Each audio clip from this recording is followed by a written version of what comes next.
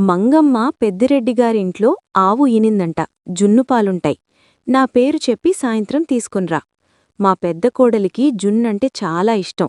మర్చిపోవద్దు, సరేనా? అత్తగారు పనిమనిషి చెప్పిన మాటలు సుగుణ వింటూనే ఉంది. అత్తకి నచ్చిన కోడలు పెద్ద కోడలని సుగుణ అభిప్రాయం. చిన్న కోడలైన తనకి ఎవరూ గౌరవం ఇవ్వడం లేదని బాధ. అత్తయ్యా, మీకు అక్కంటే చాలా ఇష్టం. ఎప్పుడూ ఆమె గురించే ఆలోచిస్తారు.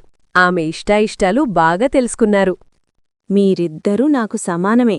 నీకంటే ముందొచ్చింది కాబట్టి ఆమె గురించి కాస్తెక్కువ తెలుసు, అంతే. సుగుణకి తన తోటి కోడలైన రాధమీద ఎలాంటి కోపం లేదు. కాని అందరూ రాధపైన చూపించే గౌరవం, ప్రేమ తనకి రావడం లేదని అసూయ. అందులోంచి పుట్టుకొచ్చింది ఈర్ష్య. అయ్యో, మీ మావగారికి మందులైపోయాయి, తీసుకునిరావాలి. బయటకు వెళ్ళొస్తానమ్మా. నేను నిన్ననే తెచ్చానత్తయ్యా, లోపల ఉన్నాయి. మీకు చెప్పడం మర్చిపోయాను. రాధకి తల్లి లేదు. చిన్న వయసులోనే పెళ్ళయింది. తల్లి వెంట తిరిగి పిల్లిపిల్లలాగా అత్త చుట్టే తిరుగుతోంది. ఆవిడంటే ఆమెకు చాలా ఇష్టం. అత్తైనా అమ్మైనా ఆమెకు ఆవిడే. అత్తయ్య, పండక్కి బట్టలు తెద్దాం. ఈసారి నలుగురు పిల్లలకి ఒకేలాంటి బట్టలు తీసుకుందాం. అందరూ రామలక్ష్మణల్లాగా ఉంటారు. మామయ్య కూడా పంచె తీసుకుందాం. అందరి గురించి ఆలోచించే రాధ అంటే అందరికీ ఇష్టం. కాని సుగుణకి మాత్రం 5వ తరగతి కూడా చదవని తోటి కోడలికిచ్చే మర్యాద కాలేజీదాకా చదివిన తనకివ్వడం లేదని కోపం. అత్తయ్య, వచ్చే ఏడాది మన పిల్లల్ని పెద్ద స్కూల్లో వేద్దాం. మన పక్క ఊరిలో ఉంది కదా, అక్కడైతే పిల్లలు పెద్ద పెద్ద చదువులు చదువుతారు. తెలివున్న పిల్లలు ఎక్కడైనా చదువుతారు. స్కూల్ పెద్దగా ఉన్నంత మాత్రాన చదువులు పెద్దవి కావు. ఇంట్లో అన్నీ నేర్పించే తెలివితేటలు కూడా ఉండాలి. ఆ మాటలు రాధ మనసుని బలంగానే తాకాయి. అయినా ఏమీ అనలేదు. ఇదంతా అత్తగారు గమనిస్తూనే ఉన్నారు. రాధ మాత్రం మౌనంగా ఉంది. ఈ కాకరగాయ కూర చేయాలంటే మా రాధే. దాని చేతితో చేస్తే ఏదైనా అమృతమే. ఆ రుచి ఎవ్వరు చేసినా రాదు. అందరూ వేసేది అవే ఉప్పుకారాలు. అక్క మాత్రం ఆకాశం నుండి వచ్చిందా అమృతం తేవడానికి? ఇవన్నీ వట్టి గొప్పలత్తయ్యా. అలా ప్రతి చిన్న విషయానికి రాధని తక్కువ చేసి చూపించడం సుగుణ పనిగా పెట్టుకుంది. రాధ మాత్రం సుగుణని సొంత చెల్లిలాగా భావించి మౌనంగా ఉంటుంది. అమ్మా సుగుణ, నా స్నేహితురాలి కూతురు పెళ్ళుంది. నేను మీ అక్క తప్పకుండా వెళ్ళాలి. ఒక వారం రోజుల్లో తిరిగొస్తాం. పిల్లల్ని కూడా తీసుకెళ్దామనుకున్నాను కాని వేసవికాలం కదా, ఇబ్బంది పడతారని ఇద్దరమే వెళ్తున్నాం. తొందరేం లేదు. మీకు నచ్చినప్పుడు తిరిగిరండి.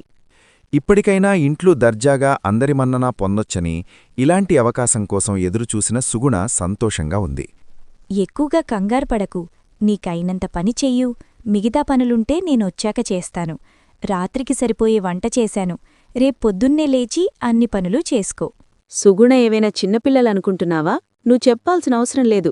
ఆమెకి అన్నీ తెలుసు. ఇల్లు చాలా జాగ్రత్తగా చూసుకుంటుంది. నువ్వు పద.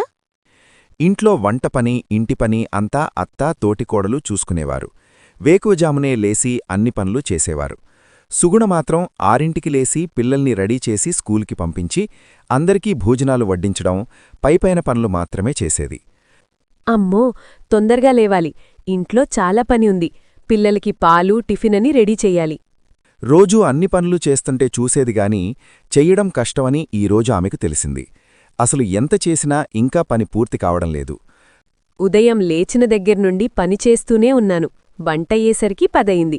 పాపం సుగుణ 3 రోజుల నుండి అందరికీ సేవలు చేసేసరికి అలసిపోయింది. నిద్ర సరిగ్గా లేదు. దానికి తోడు పిల్లలు అస్సలు వంట బాగాలేదని పేర్లు పెడుతున్నారు. అక్క, అత్త విలువ సుగుణకి ఇప్పటికీ అర్థమైంది. రోజూ మా అక్క, మా అత్త ఇంత పని చేస్తున్నారా? ఇక నా వల్ల కాదు. 3 రోజులకే నడుంబడిపోయింది. ఇంకో 2 రోజులు ఇలాగే ఉంటే నాకు సన్యాసమే గతి. వెంటనే ఫోన్ చేసి రమ్మంటాను. అప్పుడే అత్తా తోటికోడళ్ళు వస్తున్నారని గమనించిన సుగుణకి వాళ్లని చూడగానే ప్రాణం లేచొచ్చింది. ఏంటి అలా తయారయ్యావు? జ్వరం వచ్చిందా? ఏం లేదత్తయ్యా, కాస్త అలసటగా ఉందంతే. నువ్వు ఫోన్ చేశాక నాకక్కడ ఉండాలనిపించలేదు. అందుకే వెంటనే వచ్చేశాం. కలిసి ఉండడం అంటే ఒకే గొడుగు కింద ఒక్కటిగా ఉండడం. పేరికి ఒకటిగా ఉండి మనసులో ఒంటరిగా ఉంటే ఎలా?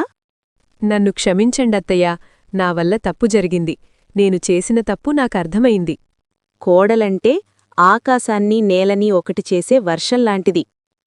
చిరుజల్లులు కురిపిస్తూ అందరి అవసరాలు తీర్చాలే తప్ప తుఫానుల మారి వరదల ముంచరాదు. మీ ఇద్దరూ నాకు నచ్చిన కోడలు. ఎవరూ ఎక్కువ కాదు, ఎవరూ తక్కువ కాదు. సుగుణ కూడా అందర్నీ అర్థం చేసుకోవడం ప్రారంభించి హాయిగా ఉంటుంది.